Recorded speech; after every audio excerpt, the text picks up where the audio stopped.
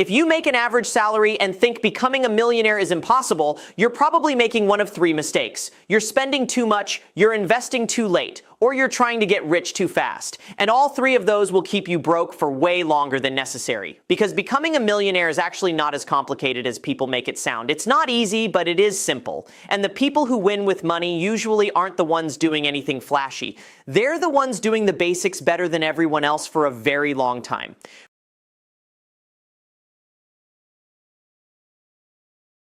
If you want to become a millionaire on an average salary, the first thing you need to understand is that this has almost nothing to do with looking rich and everything to do with building assets quietly, consistently, and for a very long time. Because the truth is, most millionaires are not driving exotic cars, posting luxury vacations, or trying to impress people online. They are regular people with regular jobs who figured out one very simple formula: spend less than you earn, invest the difference, and keep doing that long enough for compounding to take over. Now, I know that probably sounds too simple. And whenever something sounds simple, people assume it must not work. But becoming a millionaire is usually not complicated. It is just painfully boring, highly repetitive, and emotionally difficult because it requires you to delay gratification while everyone around you is upgrading their lifestyle. So let's break this down into the optimal method. Step 1 is increasing the gap between what you earn and what you spend. That gap is everything. If you make $60,000 a year and spend $58,000, you're broke with a paycheck. If you make $60,000 and spend $40,000, now you have room to build wealth. A millionaire is created in that gap, and the bigger the gap, the faster the process. Most people immediately jump to the income side.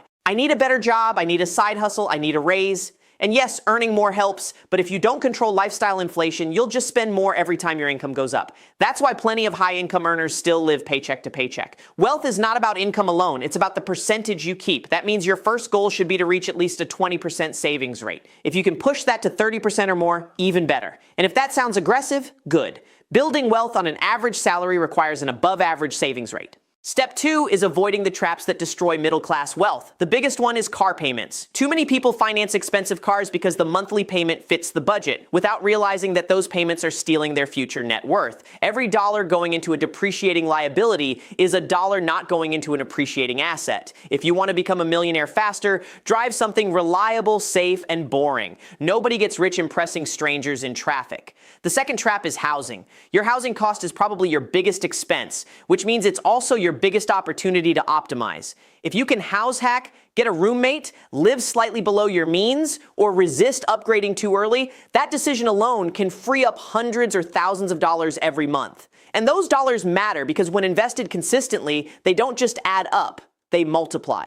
That brings us to step 3. Invest automatically and make the decision once. This is where most people fail, because they treat investing like something they'll do later or when the market feels safer. But wealth is built by automation, not motivation. You should have money transferred automatically the moment you get paid. First to your emergency fund until that's fully built, then to your retirement accounts, then to a taxable brokerage account if you still have more to invest. And for most people, the optimal method is not picking individual stocks, chasing crypto, or trying to find the next huge winner. It's buying low-cost index funds that track the overall market. Why? Because you are not trying to get rich next month. You are trying to become wealthy with the highest probability of success. Broad market index funds give you diversification, low fees, simplicity, and long-term growth. That's exactly what an average salary investor needs. Here's where compounding becomes your best friend. Let's say you invest $1,000 a month at a reasonable long-term return over time that can grow to hundreds of thousands and eventually over $1 million.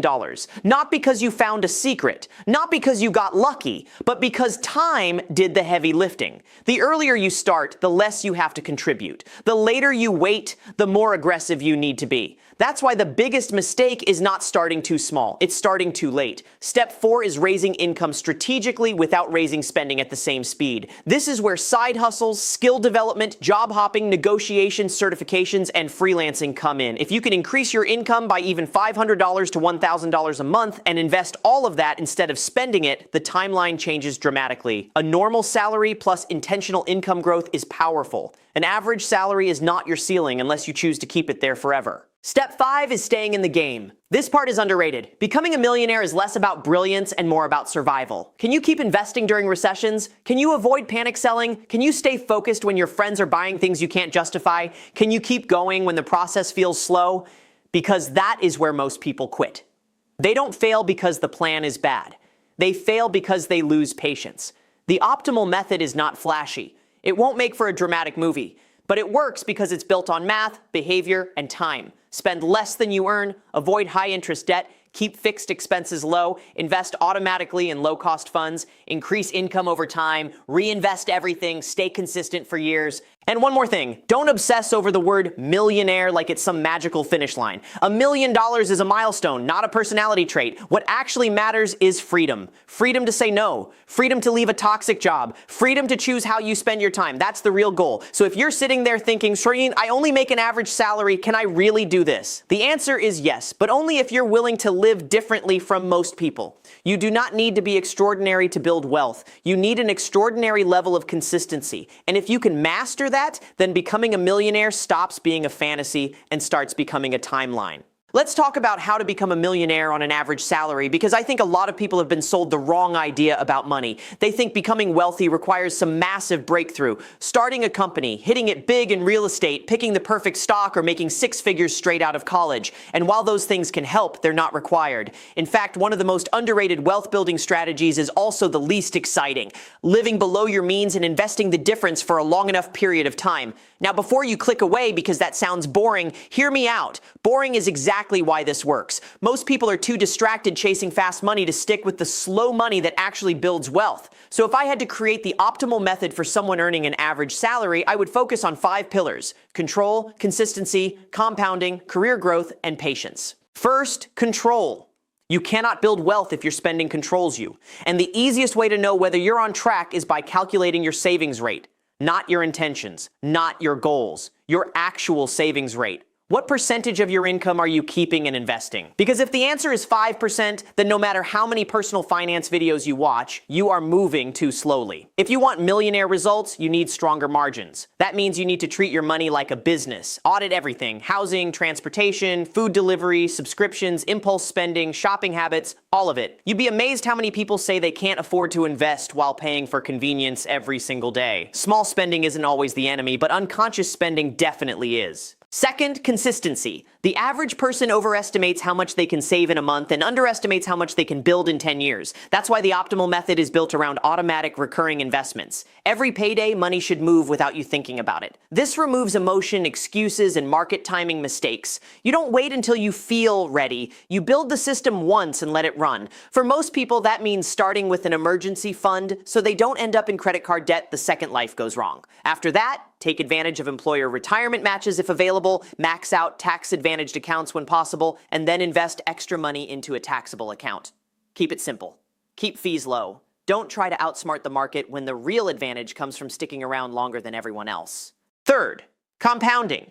This is the part people understand intellectually but ignore emotionally. Compounding only looks impressive after enough time has passed. In the beginning, it feels almost insulting. You save, you invest, the balance grows slowly, and you wonder if any of this is even worth it. But then year after year, your gains start earning gains, and suddenly the growth becomes meaningful. The first $100,000 is difficult because your contributions do most of the work. But after that, the machine starts helping you. That is why starting early matters so much more than starting perfectly. If you wait for the ideal moment, the ideal salary, the perfect market, or the perfect strategy, you lose the most valuable variable in the equation: time. Fourth, career growth. I think sometimes people hear live below your means and assume that means just cutting costs forever. But that's only half the equation. The other half is earning more without upgrading your life every time your income improves. This is where a lot of average earners can dramatically improve their outcome. Ask for raises, switch jobs when necessary, learn high-value skills, freelance, start a small side hustle, sell a service, monetize expertise. The point is not to burn yourself out chasing 20 income streams. The point is to create intentional upward pressure on income while keeping your baseline spending relatively stable.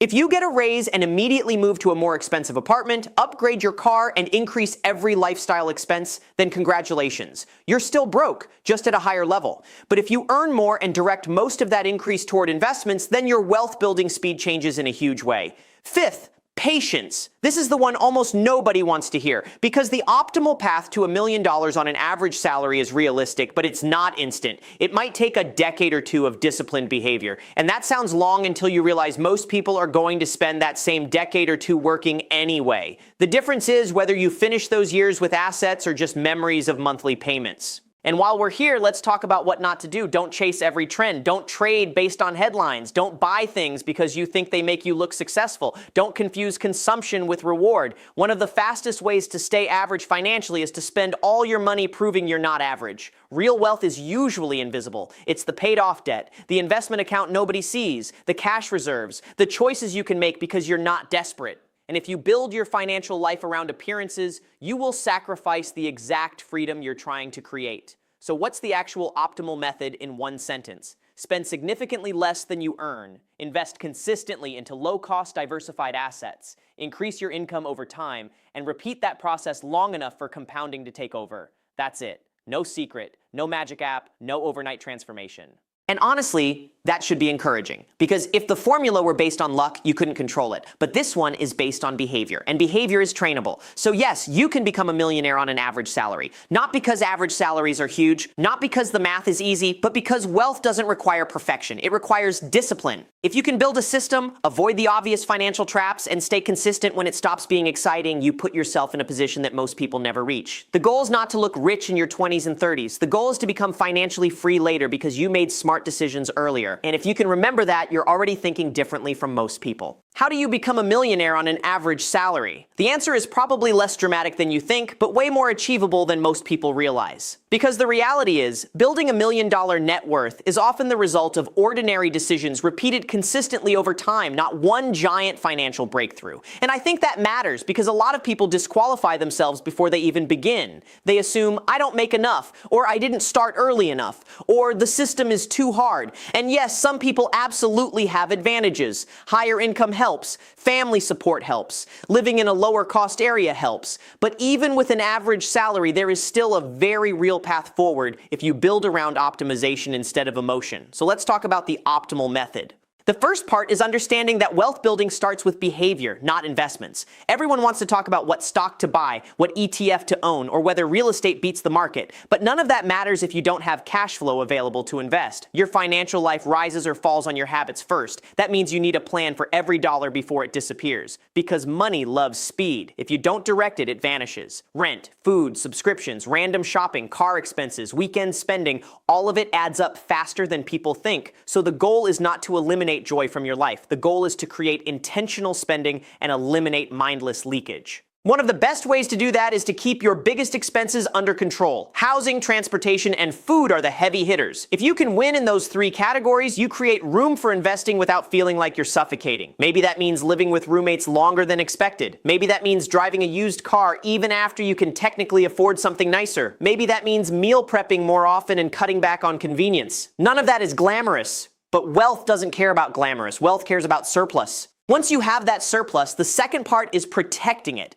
That means no high-interest debt. Credit card debt is financial quicksand. It traps people in a cycle where their money is always working for someone else. If you're paying 20% interest while trying to invest, you're basically running up a hill with ankle weights. So before aggressive investing, clean up the financial leaks, build a cash buffer, create stability. The third part is investing with simplicity. And this is where I think people often sabotage themselves by overcomplicating the process. They think they need to become mini hedge fund managers to succeed. They start watching market news every day, reacting to headlines, buying hype, selling fear, and creating taxes and stress for no reason. But the optimal strategy for most average income earners is actually very straightforward. Invest regularly into diversified low-cost index funds and keep doing it whether the market is up, down, or sideways. Why is that so effective? Because it removes ego from the process. You are not betting on being smarter than everyone else. You are betting on long-term economic growth, business productivity, and the compounding of capital over time. That is a much more reliable strategy than trying to guess which asset will explode next year. The fourth part is increasing the amount invested whenever your income rises. This is crucial. If you get a raise, your first instinct should not be, what can I upgrade? It should be, how much of this can I redirect into assets? That one shift in mindset separates people who earn money from people who build wealth. The average salary may get you started, but the millionaire outcome often comes from making future income increases count. This is also why side hustles can help so much, not because they're trendy, but because extra income invested early can compress your timeline significantly. An extra few $100s a month invested over years is not small. It's massive. The problem is most people earn extra and spend extra. If you can break that pattern, you create leverage. Now let's talk about time, because time is the whole game. Becoming a millionaire on an average salary is usually a long-term project. And honestly, that's a good thing. It means you do not need to panic. You do not need to force unrealistic returns. You do not need to get everything right immediately. You just need to make more good decisions than bad ones and keep giving the process more time than most people are willing to. This is where emotional control becomes just as important as financial knowledge. Because the market will drop, unexpected expenses will happen, progress will feel slow, there will be months where you question everything, and the people who win are not the ones who never feel doubt. They are the ones who keep going anyway. Another important point, net worth matters more than income. Someone making $70,000 and investing aggressively can build more long-term wealth than someone making $150,000 and spending everything. High income with no discipline is just high consumption. Average income with strong systems can become serious wealth over time. And this is why I think the millionaire goal needs to be reframed. It's not really about the number itself. It's about ownership. Ownership of investments. Ownership of your time. Ownership of your decisions. Every asset you buy gives you a little more control over your future. Every unnecessary payment you avoid gives you a little more freedom. So if I had to summarize the optimal method, it would be this. Create a gap between income and expenses, eliminate expensive debt, automate investments into diversified assets, increase your contributions whenever income grows, and stay consistent long enough for compounding to work. That's the formula. And no, it's not flashy. But that's exactly why it's so powerful. Most people won't do it because it doesn't provide instant gratification. But if you can be the person who follows through, then an average salary is not a life sentence. It's just the starting point. And that might be the best part of all. You do not need permission to begin. You don't need a perfect economy, a perfect job, or a perfect plan. You just need to start with what you have, optimize what you can control, and keep moving. Because one smart financial decision won't make you a millionaire, but hundreds of them eventually will. YouTube description. Want to become a millionaire even if you earn an average salary? In this video, we break down the optimal wealth building strategy step by step. From saving more money and avoiding lifestyle inflation to investing in index funds, growing your income, and using compounding to build real long-term wealth. If you've ever felt like financial freedom is only for high-income earners, this video will show you a practical roadmap that actually works. In this video, you'll learn how to manage your salary the smart way. Avoid the biggest money traps keeping people broke, build a strong investment system, and stay consistent long enough to reach $1 million net worth.